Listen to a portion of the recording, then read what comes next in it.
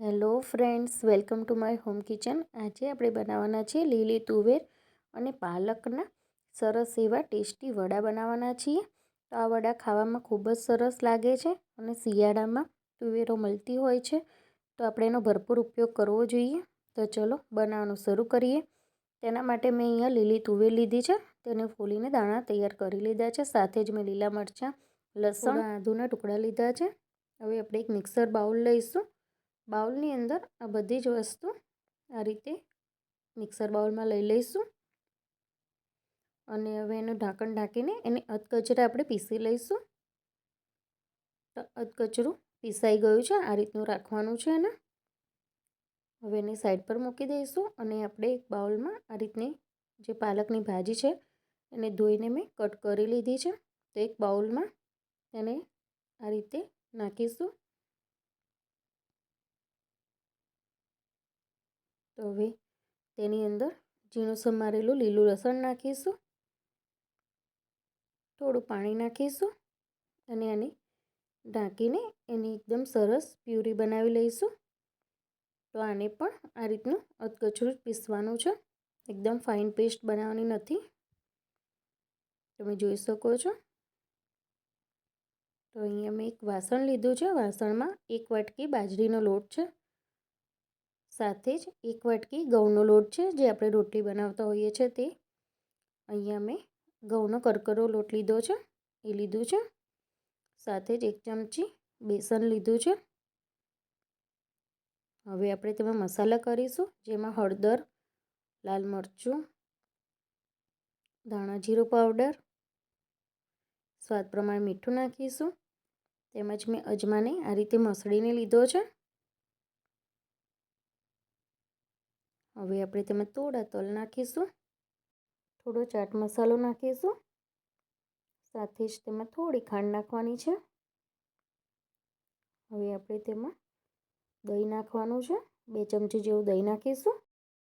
ચપટી સાજીના ફૂલ નાખીશું, જેનાથી વડા સરસ ફૂલીને સોફ્ટ બને છે.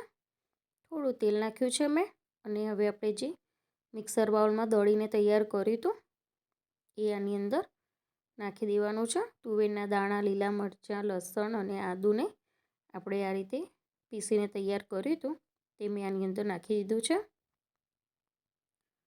હવે તેની અંદર આપણે કોથમીર નાખી દઈશું અને હવે બધું જ સરસ રીતે મિક્સ કરી લેવાનું છે.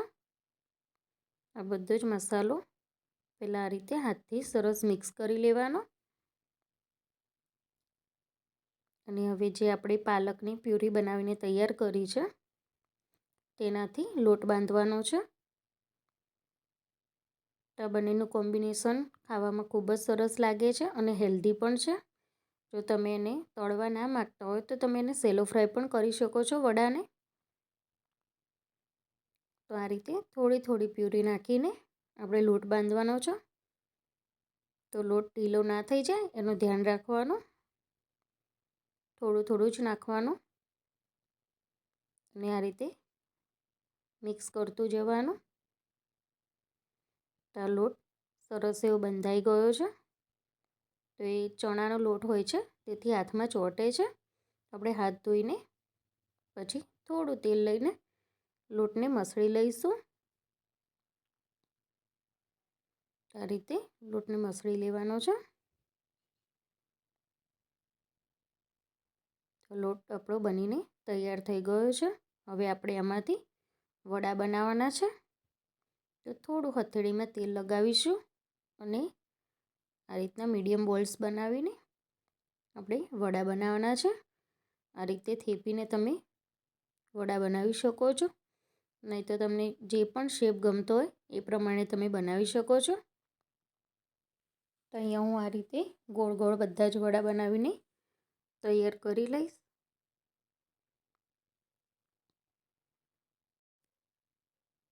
તો આ રીતે એક પછી એક વડા બનાવીને તૈયાર કરી લીધા છે મેં.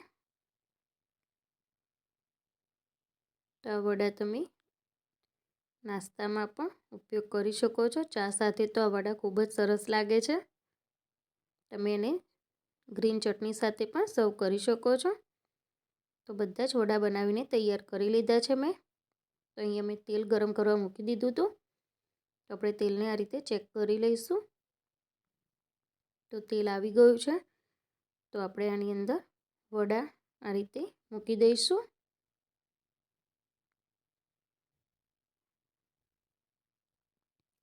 તો આને મીડિયમ ગેસ પર આ વડાને આપણે તળી લેવાના છે.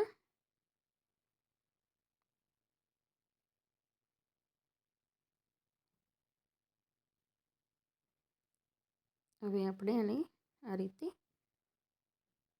જારાની મદદથી તળી લેવાના છે. જ્યાં સુધી એ ગોલ્ડન થાય ત્યાં સુધી એને આપણે તળીશું. એના ઉપર સરસ ગોલ્ડન કલર આવી જાય તો આ વડા તૈયાર થઈ ગયા છે. તો તેને આપણે કાઢી લઈશું. હવે આપણે એ જ તેલની અંદર બીજા વડા પણ તળી લઈશું. એક પછી એક આ રીતે વડા મૂકી દઈશું અને એને જારાની મદદથી ઉથલાવીને ગોલ્ડન થાય ત્યાં સુધી એને તળી લઈશું. તો તળાઈ ગયા છે તો બધા પ્લેટમાં કાઢી લઈશું અને આપણે એને સર્વિંગ પ્લેટમાં લઈ લઈશું. તો અહીંયા વડા બધા જ બનીને તૈયાર થઈ ગયા છે.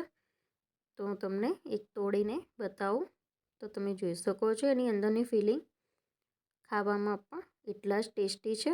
તો તમે જરૂરથી ટ્રાય કરજો. તો તમને મારી રેસીપી ગમે તો લાઈક કરો, શેર કરો અને સબસ્ક્રાઈબ કરો મારી ચેનલને. Thank you.